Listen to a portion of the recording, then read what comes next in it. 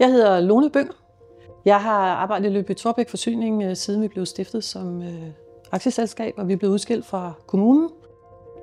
Jeg synes faktisk, i alle de år, jeg har været ansat, det har været en spændende rejse. Jeg har været inde over rigtig mange forskellige opgaver og ting og forskellige steder. Og uddannelser har jeg også fået i tidens løb, så jeg synes egentlig, det har været rigtig spændende i alle de år, jeg har været her. Jeg er ansat som løn- og HR-konsulent. Jeg synes faktisk, at vi her i Lyngby-Taarbæk Forsyning har rigtig gode muligheder for at udvikle os.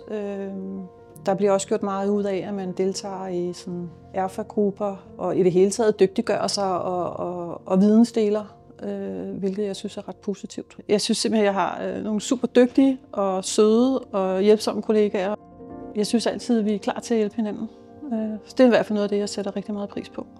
Hvis der er noget, man er usikker på, eller man har brug for sparring, så er der også altid nogen, der er klar til at spare med en eller give et råd. Jeg kan godt lide, at man også har lidt nære relationer til hinanden, altså man kender hinanden.